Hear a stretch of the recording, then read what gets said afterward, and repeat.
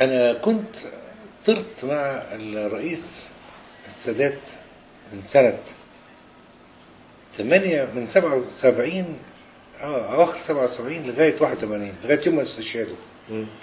وكان الرئيس مبارك كان نائب الرئيس سنة 78 أو 79 وفضلت معاه لغاية سنة 81 لغاية لما طلعت سنة 97. أنا عايز أذكر لحضرتك حاجة، الناس نفسي على ضوء اللي أنا شفته واللي أنا شاهدته وأقول لك إيه الخطأ من وجهة نظري أنا اللي أنا شفته بعيني. يعني ما حدش قال لا ده أنا شفته بعيني. والكلام ده أنا قلته في حديثي لقناة 25 يناير اللي هي تبع الإخوان. وقلت له هو كان جايبني فاكر أنا ما هشتمش لا هنا ولا هشتم هنا. أنا ليا وقائع وأفكار. أنا مش ضد الصلاة والصوم والإخوان والعيشة الإخوانية والأسر والعلاقات الحلوة، أنا مش ضد ده. أنا ضد إن أنا أوظف الدين في السياسة. هدخل لك بقى، هدخل لك على أنا عارف اللي أنا عايز أقول لك عليه إن أنا من ضوء طرت مع الرئيس السادات شفت ناس تكاد تكون هتقبل رجله.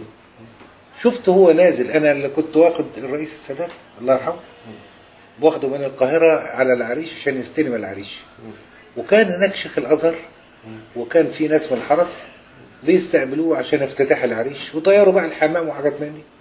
أنا شفت منظر ما عجبنيش. شفت واحد مش هقول لك إيه ورتبته إيه والكلام ده بيربط له جزمته الرباط، والناس هناك بتقدسه تقديس. طب لما يكون في الحكم يلاقي الراجل الناس منبهرة بشخصيته وكل واحد يقابله كأنه بيعامله كأنه نبي، والناس تكاد تكون هتسجد له. مش هقول لك دلوقتي لغايه لما اقول لك الجزء الثاني اللي هو شفته اكتر. بعد لما توفى الرئيس انور السادات شفت بعيني ناس كانوا يقول لك الفرعون بقى والخديوي. قال ده انتوا كنتوا بتمجدوا فيه دلوقتي بتشتموا. جه حسني مبارك شفت بعيني حاجات في منتهى الوحشه.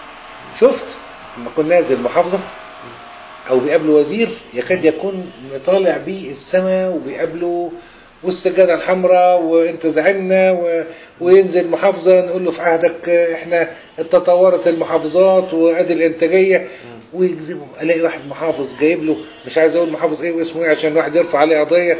انا واخد بالي من الحاجات الاقي ايه جايب لك انتاج الحيواني بتاع محافظه ثانيه وجايب لك بقى الانتاج الزراعي والحيواني.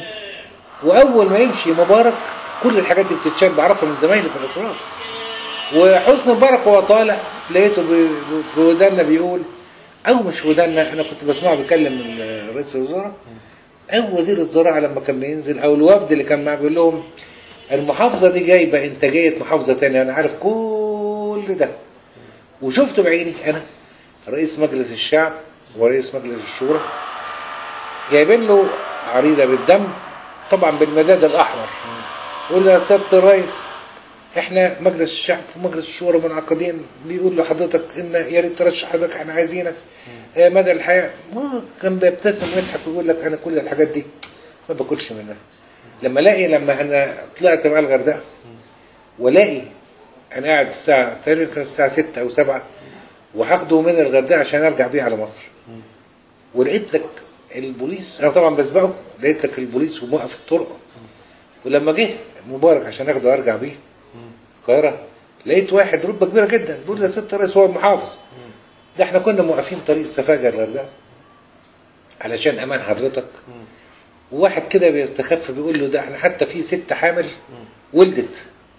فقال له هو انا قلت لكم وقفوا طريق سفاجه الى الغردقه؟ انا قلت لكم اعملوا كده؟ يعني هو في حاجات احنا كنا بنقلع الحاجه ولما بيموت نرجع نشتم فيه. طب النهارده لما انت تيجي ناس مراكز جامده يقولوا عايزينك تترشح وناس يعملوه معامله النبي وناس بيمجدوا فيه والخطب الرنانه ويموت تشتموه، ينفع؟ انت عايز ما كنتش فرعون ازاي؟ لما الناس تقابل المقابلات الفظيعه دي ولعلمك اذا ما كانتش الحكايه دي هتبطل هيجي الفرع الثاني والثالث والرابع وهتفضل نفس المشكله دي تاني. انا بقول يا ريت ان رئيس الجمهوريه لا يحق ليه ان هو يعين السكرتاريه ولا يحق ليه يعين رئيس الوزراء، ويا ريت الانتخابات كل من لا يقرا ولا يكتب ما ينتخبش. صراحه انا رايي ده جايز يكون محدود وراي وحش، لكن انا بقول لك رايي انا الخاص. مش احنا زمن الحريه؟ مش احنا عملنا الثوره عشان الحريه؟ انا بقول لك رايي. كل من لا يعرف يقرا ولا يكتب ولا يقرا جراده ولا بيفهم، انت راح تنتخب لي على اساس كنت انت ما بتعرفش حاجه، لا انت فاهم سياسه ولا فاهم اقتصاد، ولا لما تقول الراجل ان شاء الله هيرعي ربنا فينا وهينتخبوا عشان الدنيا تخضر، لا يا حبيبي الدنيا مش هتخضر. بس كل واحد ليه رايه. لا الراي يكون متعلم، يختار الرئيس بناء عن علم، ما يختاروش بناء عن انه شافه معمول لابس ايه ووش ابيض وشه منور عشان ربنا بيحبه والحاجات الغلط تحمل غلطه. يعني دلوقتي انا لما انتخب حد وبص ان انا غلطت ان انا انتخبته، خلاص بعديها في الدوله. ايوه بس لبسنا انا مالي، هو لبسنا الراي الغلط، هو راح انتخب غلط، راح انتخب غلط. مش هقول لك بقى عشان ذره وزيت والكلام ماليش دعوه، انك انت راجل حط رايه غلط. انا عايز اللي ينتخب بناء عن 1 2 3 4 5. وانا يعني عايز اقول ايه، والله احنا محتاجين ثوره للاخلاق، اعاده الاخلاق المصريه القديمه. فين الراجل اللي كان يركب اتوبيس، راجل كبير في السن يلاقي شاب يتنطر له يقف له يقعده؟ فين الاخلاقيات؟ فين واحد كان بنت جاره ولا بنت قريبته ماشيه في الشارع واحد يعكسها كانش يقدر واحد، ما كان دمه يغلب، كان فيه غليان. النهارده اغتصاب وقله ادب في الشوارع، واحد بيسب الدين، واحد بيعاكس بنت عيني عينك، والرجاله اللي بشنبات ما حدش قادر يتكلم.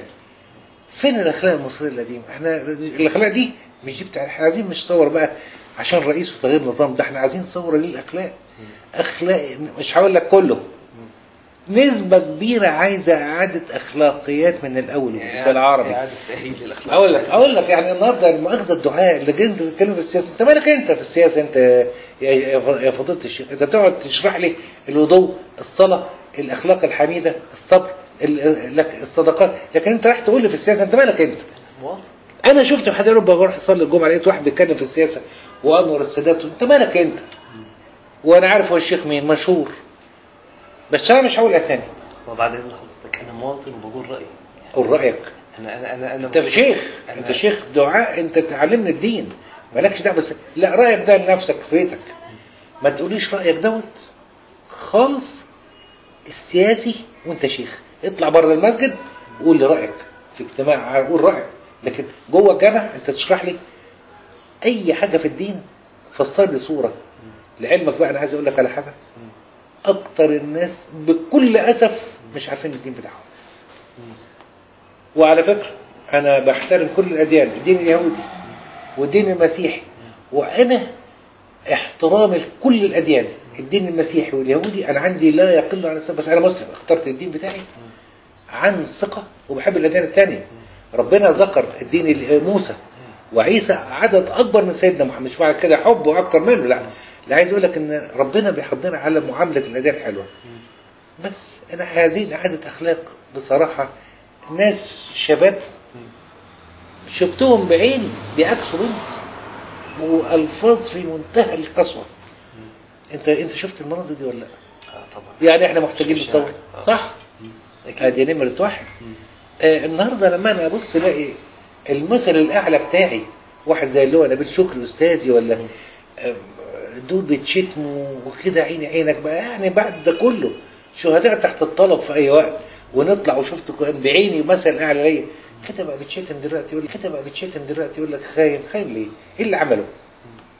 بس انا قلت رايي، وانا والله بقول لك انا بحب كل الاديان، ومش عايز اقول لك انا في الطريق في اسكندريه كانت سنه، الكلام ده كان سنه 87، انا شفت في طريق مصر اسكندريه فاكرها وانا مسافر بعربيتي، لقيت عربيه فيها قسيس وواحد تاني اظن بس مش قسيس، يعني مش لابس لبس قسيس، عاملين حادثه وفي دم مطرح الاصطدام. انا خدتهم بعربيتي ورجعت، ما كملتش اسكندريه، رجعت مصر والله، ورحت المستشفى القبطي سلمتهم وخدوا اسمي ونمره تليفوني عنواني، بعتوا لي ساعه بتاعت زمان اللي بندول دوت قلت له ليه؟ ده احنا اخوات، واحنا انا مفيش حاجه اسمها. انا قعدت اكتر ايامي، انا كان امي الله يرحمها لما بتسافر بتسيبني مع جارتي، مع جارنا كان اسمه قديس رزق الله. مفيش